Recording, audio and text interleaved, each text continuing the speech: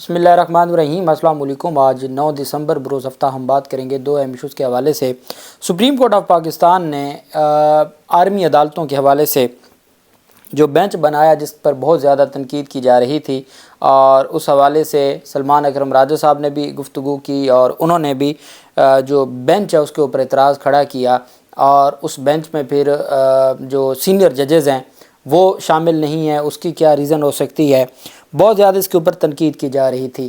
بالآخر آج شام 9 دسمبر کی شام چیف جسٹس قاضی فیاض عیسیٰ صاحب کی جانب سے ایک پریس ریلیز جاری کی جاتی ہے اور ایک وضاحت جاری کی جاتی ہے، اور 30 نومبر کا ایک جو کمیٹی کا فیصلہ ہے وہ پبلک کیا جاتا ہے کہ جی آرمی عدالتوں کے حوالے سے جو بینچ کی تشکیل ہے اس کا فیصلہ کہاں ہوا اور کس نے کیا۔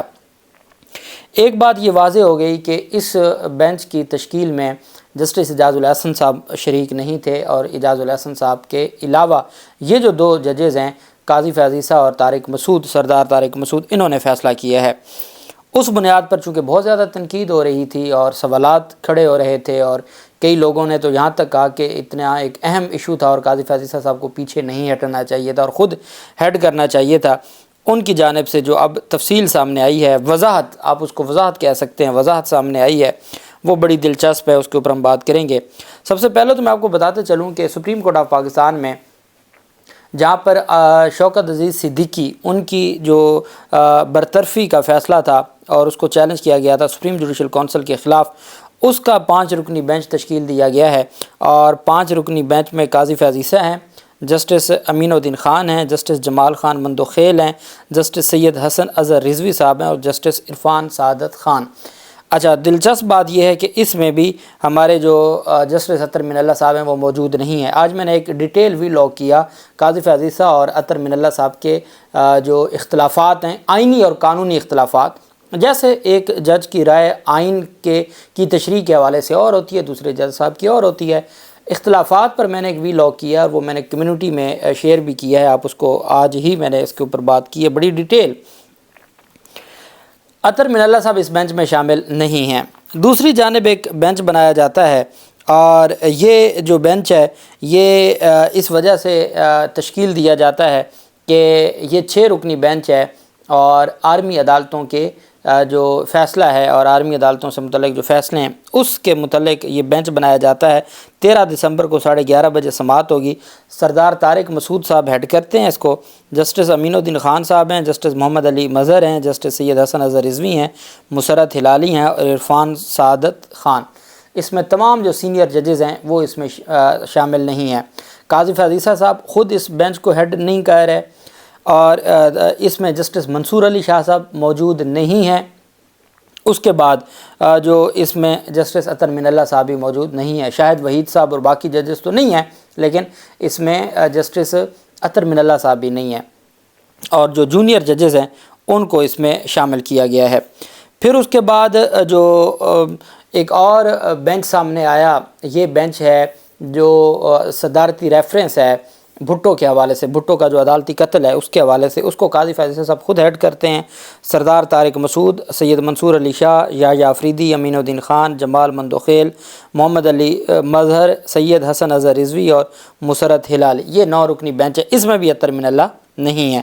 آپ جانتے ہیں کہ اطہر من اللہ صاحب نے صرف ایک اختلاف کیا تھا، اور وہ اختلاف اتنا ہی تھا کہ اگر مشرف کے خلاف آپ نے کارروائی کرنی ہے تو آپ مشرف کے خلاف کارروائی ضرور کریں، لیکن آپ نومبر 2007 کا جو ان کی ایمرجنسی لگانا ہے جس میں ججز کو عہدوں سے ہٹایا تھا، اس بنیاد پر اگر آپ صرف کارروائی کریں گے، اور اکتوبر 1999 میں جو مارشل لا لگا، آئین کو سسپینڈ کیا، اور ساتھ ہی انہوں نے اسمبلی کو توڑ دیا، اور پھر انہی ججز نے اس مارشل لا کو آئینی اور قانونی کہا۔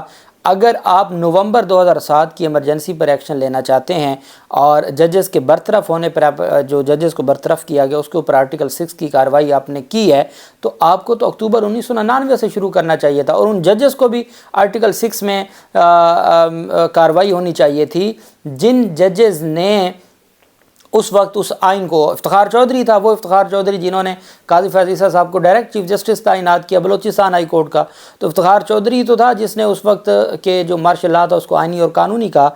अतर मिनल्ला साहब कहते थे कि आप नवंबर 2007 का जो खुसूसी अदालत और आर्टिकल 6 की बात करते हैं, अक्टूबर 1999 में जो कुछ हुआ, आप कहते हैं कि जज को हटाना या जज के ऊपर हमला, जजेस पर हमला वो ज़्यादा संगीन है या आइन और असम्बली पर हमला ज़्यादा संगीन था, और फिर जजेस पर हमला करने वाला ज़्यादा मुजरिम ठहरा, या जिन जजेस ने उस आइन तोड़ने और असम्बली तोड़ने के अमल को आइनी का वो ज़्यादा गुनहगार हुए, तो आप उनके ख़िलाफ़ एक्शन लें। कहने का मकसद भाई जिन्होंने PCO के तहत जिन जजेस ने हलफ उठाया था उनको लटकाया ना फांसी पे, ताकि हर दफ़ा ऐसा ना हो कि जजेस पहले उसको ग्रीन रेवोल्यूशन तक भी कहा था, जब आया था 1956 का आइन, उसको जब सबोताज किया गया था तो उस वक्त के जस्टिस मुनीर ने कहा था कि ये ग्रीन रेवोल्यूशन है।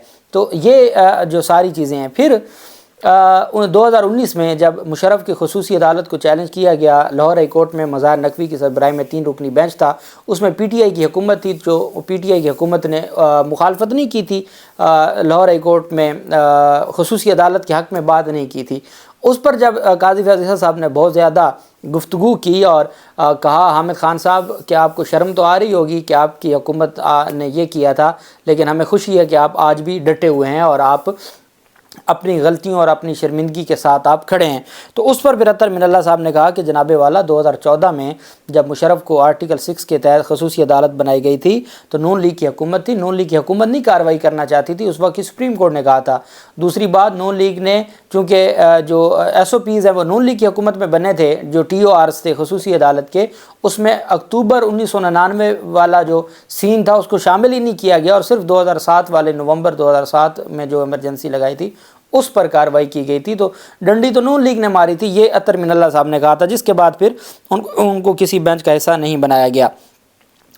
अब दिलचस्प बात यह है कि जो जस्टिस मज़ार नकवी साहब हैं, उनकी जस्टिस मज़ार नकवी साहब का जो केस है 15 दिसंबर को समाअत के लिए मुकर्रर किया गया है, और स्पेशल बेंच है। इस बेंच में जस्टिस अमीनुद्दीन खान साहब, जस्टिस अमीनुद्दीन खान साहब आप जानते हैं जो अफवाहें हैं जिनके बारे में कहा जाता है कि जी वो उमरता बंदयाल बेंच था और वो काजी फैज़ ईसा बेंच है, जो दुरुस्त नहीं है। सुप्रीम कोर्ट में कोई ग्रुप नहीं होते, लेकिन अफवाहें जो लोग गलत अफवाहें जो फैलाते हैं। तो अमीनुद्दीन खान साहब कौन है? वो भी मोहतरम काजी फैज़ साहब के साथ, मंदो खेल साहब भी काजी फैज़ ईसा के साथ, और मुसरत हिलाली साहबा भी। पहले ये था कि मंसूर अली शाह साहब, जस्टिस याहिया अफरीदी और जस्टिस मुनीब अख्तर, ये 3 रुकनी बेंच बन रहा था और ये सूटेबल बेंच था। ऐसे मामलात सुनने चाहिए, क्योंकि मंसूर अली शाह साहब की जजमेंट थी काजी फैज़ ईसा के हक़ में, और जिसमें कहा गया था कि सुप्रीम जुडिशल काउंसिल नहीं कार्रवाई कर सकती काजी फैज़ ईसा के ख़िलाफ़, ना FBR कर सकता है। लेकिन बदकिस्मती से अब समझ नहीं आई कि ये कैसा बेंच बन गया, जस्टिस अमीनुद्दीन खान और जस्टिस जमाल मंदोखेल और जस्टिस मुसरत हिलाली साहबा। अब ये 3 रुकनी बेंच है। काजी फैज़ ईसा के लिए 10 रुकनी बेंच बना था, लेकिन जब काजी फैज़ ईसा खुद चीफ जस्टिस बने तो उन्होंने इंसाफ देने के लिए दूसरे जज को जो है वो उस पर उन्होंने जस्टिस जो 3 रुकनी बेंच बनाया है। जस्टिस मज़ार नकवी ने सुप्रीम जुडिशल काउंसिल की कार्रवाई और शो का चैलेंज कर रखे हैं। 3 रुकनी बेंच जस्टिस एजाज़ुल एहसन को जुडिशल काउंसिल में शिरकत से रोकने की दरख्वास्त पर भी समाअत करेगा, और ये जो मियाँ दाऊद ने दरख्वास्तें दायर की हुई हैं उन पर भी समाअत होगी, और जस्टिस मज़ार नकवी की दरख्वास्तों पर भी समाअत होगी। अब देखना यह है कि जस्टिस मज़ार नकवी को इंसाफ मिलता है या नहीं मिलता। बहरहाल, अब जो आर्मी अदालतों के लिए बना, मैंने आपको बताया 6 रुकनी बेंच जस्टिस सरदार तारिक मसूद की सरबराही में, और उसमें ना सीनियर कोई मेंबर भी नहीं है, और उस पर फिर जो बातचीत शुरू होगी और कहा गया कि जी काजी फैज़ ईसा साहब पीछे हट गए हैं और अहम बेंच की सदारत उनको खुद करनी चाहिए थी। तो उस पर फिर अब आज 9 दिसंबर है, 30 नवंबर की मीटिंग के जो मिनट्स हैं वो जारी किए गए हैं रजिस्ट्रार ऑफिस की जानिब से। वो कहते हैं जी कि जस्टिस काजी फैज़ ईसा चीफ जस्टिस जो चेयरमैन है उस कमेटी के, जस्टिस सरदार तारिक मसूद और जस्टिस एजाज़ुल एहसन, ये जनाब 3 थे, और चौथी जो मिसेस जजीला असलम जो रजिस्ट्रार हैं, सेक्रेटरी हैं, The fourth meeting of the committee constituted under Section 2 of the Supreme Court Practice and Procedure Act 2023. The act was held on 30 November 2023 at 4 PM in the chamber of Honorable Chief Justice. کہ chief justice کے chamber میں 30 نومبر کو یہ ہوئی تھی.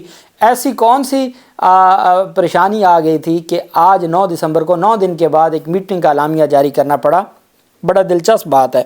Fixation of intra court appeals under section 5 of the supreme court practice and procedure act for constitution of larger benches to hear the intra court appeals under the act arising of constitution petitions regarding trials of civilians under the Army Act 1952. The committee decided that a larger bench will be constituted by the Honorable Chairman and justice سردار طارق مسعود کہ جی قاضی فیاض عیسیٰ اور طارق مسعود bench بنائیں گے. Regarding the intra court appeal and the review petition challenging military courts punishments shall be heard first by a bench comprising ججز ہو کہ جی جنہوں نے سزا دی. کچھ وہ درخواستیں آرمی عدالتوں کے خلاف جو سزا کے خلاف اپیلیں ہیں، تو جنہوں نے پہلے سنا وہی ریویو سنیں گے اور باقی جو ہے وہ انٹرا کورٹ اپیلیں بھی سنیں گے. یہ فیصلہ وہ کہتے ہیں جو ہم خیال صافی ہیں، وہ کہتے ہیں جی جو آج کل بہت غصہ ہے ان میں نا. آپ نے دیکھا ہوگا وہ حسنات ملک تو لڑ پڑے قیوم صدیقی کے ساتھ کہ آپ قاضی فیاض عیسیٰ صاحب کے پرسنل سیکرٹری نہ بنیں اور آپ اس حد تک وکالت نہ کریں. اور پھر آج ایک اور وہ جو خاص ہے مریم نواز کے خاص جو خدمت گزار ہیں، وہ جو اکثر آپ ان کو دیکھتے رہتے ہیں کہ ان کی جانب سے کہا جاتا ہے کہ جی راوی نے چین لکھا اور راوی تو وہ آج بہت زیادہ انہوں نے کہا ہے جو قاضی فیض اور جسٹس چیف جسٹس عامر فاروق کے خلاف بھونک رہے ہیں وہ فلاں ہیں پتہ نہیں انہوں نے کیا کچھ کہہ دیا. تو تکلیف تو بڑی ہے. اب جب یہ سارا معاملہ آیا کہ بھائی اتنا اہم بینچ ہے اور قاضی فیاض عیسیٰ صاحب خود اس بینچ میں نہیں بیٹھ رہے ہیں، اور پھر اس میں اطہر من اللہ صاحب ہیں، منصور علی شاہ صاحب نہیں ہیں، جسٹس شاہد وحید صاحب نہیں ہیں، اور جونیئر ججز پر آپ نے بینچ بنا دیا، تو یہ سارا کیا معاملہ ہے؟ تو وہ اب دلچسپ بات یہ ہے کہ ہمارے جو معزز سلمان اکرم راجہ صاحب ہیں، ایک درخواست گزار کے وہ وکیل تھے. سلمان اکرم راجہ صاحب کہتے ہیں کہ میں حیران ہوں اس بات پہ کہ 5 رکنی بینچ کا متفقہ فیصلہ ہے آرمی عدالتوں کے خلاف. اب آپ نے 6 رکنی بینچ بنا دیا ہے، تو 6 رکنی جو بینچ ہے، کیا یہ 6 کے 6 جج اگر تو انہوں نے کہا کہ بھئی آپ 11 رکنی بناتے نا بینچ، اور اگر فیصلہ آتا 6-5 سے تو پھر تو سمجھ آتی تھی. اب آپ نے بنایا ہے 6 رکنی بینچ. اگر 4 ججز کہہ رہے ہیں کہ جی جو آرمی عدالتوں میں ٹرائل ہے وہ آئینی ہے، بالکل درست ہے، اور 2 کہتے ہیں جی کہ درست نہیں ہے، تو پھر آپ 4 کا فیصلہ مانیں گے؟ پہلے 5 کا فیصلہ ہے تو آپ 4 کا فیصلہ مانیں گے؟ یہ تو پھر کوئی بات نہ ہوئی. تو آپ کو کم از کم چونکہ پہلے 5 کا فیصلہ تھا تو آپ کو ایسی تو کوئی پرسنٹیج بنانی چاہیے تھی کہ جس میں کم از کم جو اختلافی فیصلہ ہو وہ اب 5 سے زیادہ ہو. تو آپ کو 11 رکنی بینچ بنانا چاہیے تھا کہ وہ 6-5 سے تو فیصلہ آتا. بات تو بالکل درست تھی ان کی. لیکن قاضی فیاض عیسیٰ صاحب نے کیا سوچ کے یہ 6 رکنی بینچ بنایا ہے. اور یہ دلچسپ معاملہ تو آگے ہوگا جب اعتزاز احسن صاحب، لطیف کھوسہ، فیصل صدیقی، سلمان اکرم راجہ صاحب کا سامنا کریں گے، اور وہ پھر ان کو بتائیں گے کہ آئین اور قانون کیا ہے اور کس طریقے سے آئین اور قانون آگے لے کے چلنا ہے. اللہ پاک پاکستان کا حامی و ناصر ہو. بہت شکریہ. اللہ حافظ. پاکستان زندہ باد.